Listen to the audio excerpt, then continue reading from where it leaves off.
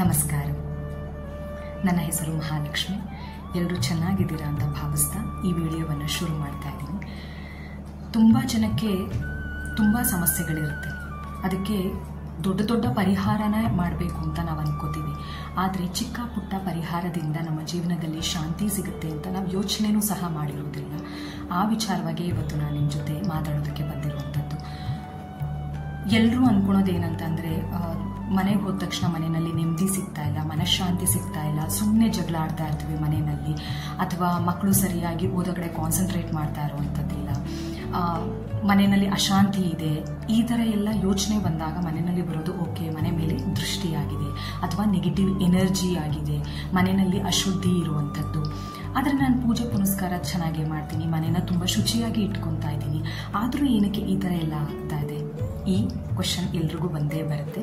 ಇದಕ್ಕೆ ನಾವು ತುಂಬ ದೊಡ್ಡ ದೊಡ್ಡ ಉತ್ತರಗಳನ್ನು ಕಂಡುಕೊಳ್ಳುವಂತಹ ನೆಸೆಸಿಟಿ ಇರೋದಿಲ್ಲ. ನಾವು ಅನ್ಕೋತೀವಿ ಓಕೆ, ಇದಕ್ಕೆಲ್ಲ ತುಂಬ ಹೋಮ ಹವನಗಳನ್ನು ಮಾಡಿಸ್ಬೇಕೇನೋ ಅಥವಾ ಶಾಂತಿ ಪೂಜೆಗಳನ್ನು ಮಾಡಿಸ್ಬೇಕೇನೋ, ಈ ಥರ ಎಲ್ಲ ಯೋಚನೆಗಳು ಬರೋದು ಸಹಜ. ಆದರೆ ನಾವು ದೊಡ್ಡದನ್ನು ಯೋಚನೆ ಮಾಡ್ತಾ ಮಾಡ್ತಾ ಚಿಕ್ಕ ಪುಟ್ಟ ನಾವು ಏನಾದರೂ ಬದಲಾವಣೆಗಳನ್ನು ಮಾಡ್ಕೋಬೇಕಾ, ಅದ್ರ ಬಗ್ಗೆ ಯಾರೂ ಯೋಚನೆ ಮಾಡೋದಿಲ್ಲ. ಅದಕ್ಕೋಸ್ಕರ ಈ ವಿಡಿಯೋವನ್ನು ಮಾಡ್ತಾ ಇರುವಂಥದ್ದು. ಒಮ್ಮೆ ಮಾಡಿ ನೋಡಿ, 100% ಇದರಿಂದ ನಿಮಗೆ ರಿಸಲ್ಟ್ ಸಿಕ್ಕೇ ಸಿಗುತ್ತೆ.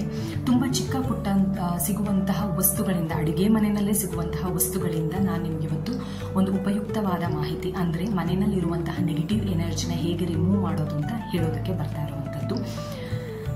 ಎಲ್ಲರೂ ಏನು ಮಾಡೋದು, ಮನೇನ ಸಾರಿಸ್ತೀವಿ, ಹೌದಾ? ಪ್ರತಿದಿನ ಸಾರಿಸೋರು ಉಂಟು, ಅಥವಾ ವಾರಗಳಲ್ಲಿ ಸಾರಿಸೋರು ಉಂಟು, ಮಂಗಳವಾರ ಶುಕ್ರವಾರ ಹೀಗೆ, ಅಥವಾ ಮನೆ ದೇವರ ವಾರ ಇದ್ದಾಗ ಅವತ್ತು ನೆಲ ಸಾರಿಸೋದು ಉಂಟು. ನೆಲ ಸಾರಿಸಬೇಕಾದ್ರೆ ನೀರಿನಲ್ಲಿ ನೆಲ ಸಾರಿಸೋದು ಅಥವಾ ಕೆಮಿಕಲ್ಗಳ ಬಳಕೆಯನ್ನು ಮಾಡುವಂಥದ್ದು. ಏನಕ್ಕೋಸ್ಕರ? ಇನ್ಫೆಕ್ಷನ್ ಆಗುತ್ತೆ ಮಕ್ಕಳಿಗೆ, ಬ್ಯಾಕ್ಟೀರಿಯಾ ಅಥವಾ ಯಾವುದಾದ್ರು ಅನ್ಸೀನ್ ಇನ್ಸೆಕ್ಟ್ ಏನಾದ್ರು ಇದ್ದರೆ ಅವೆಲ್ಲರೂ ಡೆಸ್ಟ್ರಾಯ್ ಆಗಲಿ ಅಂತ ಅಂದ್ಬಿಟ್ಟು ನಾವೇನು ಮಾಡ್ತೀವಿ, ಕೆಮಿಕಲ್ನ ಯೂಸ್ ಮಾಡುವಂಥದ್ದು ನೀರಿನ ಜೊತೆಗೆ. ಹಾಗಾದರೆ ಮುಂಚೆ ಎಲ್ಲ ಏನು ಮಾಡ್ತಾ ಇದ್ರು? ಮುಂಚೆನೂ ಬ್ಯಾಕ್ಟೀರಿಯಾ ಸಿಕ್ತಲ್ವ, ಅದಕ್ಕೆ ಅಂತ ಏನಾದರೂ ಒಂದು ಐಡಿಯಾ ಇದ್ದೇ ಇತ್ತು, ಅದನ್ನು ಕಂಡುಕೊಂಡಿದ್ರು. ಅದನ್ನು ನಾವೇನು ಮಾಡ್ತಾ ಇದ್ದೀವಿ, ಇತ್ತೀಚೆಗೆ ಮರಿತಾ ಬರ್ತಾ ಇದ್ದೀವಿ. ಇವತ್ತು ಅದೇ ವಿಚಾರವಾಗಿ ನಾನು ನಿಮ್ಮ ಜೊತೆ ಹೇಳೋದಕ್ಕೆ ಬಂದಿರುವಂಥದ್ದು. ನೀವು ಮನೆ ಸಾರಿಸಬೇಕಾದ್ರೆ 3 ವಸ್ತುಗಳು, ನಾನು ಹೇಳುವಂತಹ 3 ವಸ್ತುಗಳನ್ನು ಯೂಸ್ ಮಾಡೋದ್ರಿಂದ ತುಂಬ ಬದಲಾವಣೆಗಳನ್ನು ನೀವು ನೋಡಬಹುದು. ಅದು ಯಾವುದು ಅಂತ ಹೇಳೋದಾದರೆ ಕಲ್ಲುಪ್ಪು. ನೀವು ನೆಲ ಸಾರಿಸೋಕೆ ಯೂಸ್ ಮಾಡುವಂತಹ ನೀರಿನ ಜೊತೆಗೆ ಕಲ್ಲುಪ್ಪನ್ನು ಹಾಕುವಂಥದ್ದು. ಅದರ ಜೊತೆಗೆ ಗೋಮೂತ್ರ ಸಿಗುತ್ತೆ, ಗೋಮೂತ್ರವನ್ನು ಸಹ ನೀವು ನೀರಿನೊಂದಿಗೆ ಬೆರೆಸಬೇಕು. ಇನ್ನೂ ಒಂದು ಇಂಗ್ರೀಡಿಯೆಂಟ್, ಅರಿಶಿಣವನ್ನು ಬೆರೆಸಬೇಕು. ಮೇಡಮ್, ಈ 3 ಯಾವ ಪ್ರಮಾಣದಲ್ಲಿ ಬಳಸಬೇಕು ಅಂತ ನೀವು ಕೇಳೋದಾದರೆ, ಉಪ್ಪನ್ನು 1 ಹಿಡಿ ಉಪ್ಪನ್ನು ತೆಗೆದುಕೊಂಡು ನೀರಿಗೆ ಹಾಕಬೇಕು. ಹಾಕುವಾಗ ನಿಮ್ಮ ಮನಸ್ಸಿನಲ್ಲಿ ನೀವೇ ಅನ್ಕೋಬೇಕಾಗಿರುವಂಥದ್ದು, ಮನೆಗೆ ಏನಾದರೂ ನೆಗೆಟಿವ್ ಎನರ್ಜಿ ಅಥವಾ ದೃಷ್ಟಿ ಅಂತ ಆಗಿದ್ರೆ ಹೊರಟು ಹೋಗಲಿ, ಇಷ್ಟು ಹೇಳ್ಕೋಬೋದಲ್ವಾ? ಇದು ನಿಮ್ಗೊಂದು 5 ಸೆಕೆಂಡ್ ಟೈಮ್ನ ತಗೋಬಹುದು. ಆ ಥರ ಒಳ್ಳೆ ಮನಸ್ಸಿನಿಂದ ಆ ಉಪ್ಪನ್ನು ಆ ನೀರಿಗೆ ಹಾಕಬೇಕಾಗುತ್ತೆ. ಕಲ್ಲುಪ್ಪನ್ನೇ ಹಾಕಬೇಕು, ಪುಡಿ ಉಪ್ಪನ್ನು ಅಲ್ಲ ನಾನು ಹೇಳ್ತಾ ಇರೋದು. ಇದಾದ ನಂತರ ಗೋಮೂತ್ರ ನಿಮಗೆ ಹೇಳೋದಾದರೆ ಕರುವಿನ ಗೋಮೂತ್ರವನ್ನು ತಗೊಂಡು ಬನ್ನಿ. ಸೊ ಅದರಿಂದ ಸ್ಮೆಲ್ ಬರುವಂಥದ್ದು ಆ ಥರ ಎಲ್ಲ ಏನೂ ಆಗೋದಿಲ್ಲ. ಗೋಮೂತ್ರ ಅಂದರೆ ತುಂಬ ಪವಿತ್ರವಾಗಿರುವಂಥದ್ದು. ಸೊ ಗೋಮೂತ್ರವನ್ನು ಹಾಕಬೇಕು. 1 ರಿಂದ 2 ಸ್ಪೂನ್ನ ನೀವು ಹಾಕೋದು ಸೂಕ್ತ. ಅದ್ರ ಜೊತೆಗೆ ಅರಿಶಿಣ ಅಂತಂದರೆ, ಮೇಡಮ್ ಅಡುಗೆ ಮನೆ ಇರುತ್ತಲ್ಲ, ಎತ್ಕೊಂಡ್ಬಿಟ್ಟು ಅರಿಶಿನ ಹಾಕೋಣ ಅಂತ ಕೇಳೋದಾದರೆ, ನಿಮಗೆ ಅರಿಶಿಣದ ಕೊಂಬು ಅವೈಲಬಿಲಿಟಿ ಇಲ್ಲ ಅಂತಂದರೆ ಅರಿಶಿನ ನೀವು ಅಡುಗೆ ಅರಿಶಿನ ಯೂಸ್ ಮಾಡಬಹುದು.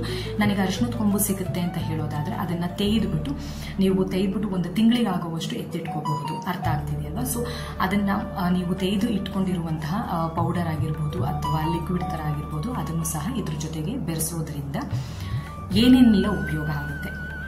ನಾನು ಆವಾಗಿಂದ ಹೇಳ್ತಾ ಬರ್ತಾ ಇರೋದು ಒಂದೇನೆ, ನಮ್ಮ ಸನಾತನ ಧರ್ಮದಲ್ಲಿ ಮೂಢನಂಬಿಕೆ ಇಲ್ಲ, ಅಲ್ಲೊಂದು ವಿಜ್ಞಾನ ಇದೆ ಅಂತ ಅಂದ್ಬಿಟ್ಟು.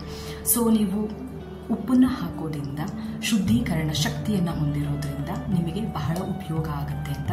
ಗೋಮೂತ್ರನೂ ಸಹ ಶುದ್ಧೀಕರಣವಾಗುವಂತಹ ಅಥವಾ ನೆಗೆಟಿವ್ ಎನರ್ಜಿ ಏನಿದೆ ಮನೆಯಲ್ಲಿ ಅದನ್ನು ತೆಗೆಯೋದಕ್ಕೆ ತುಂಬಾ ಸಹಾಯವನ್ನು ಮಾಡುತ್ತೆ.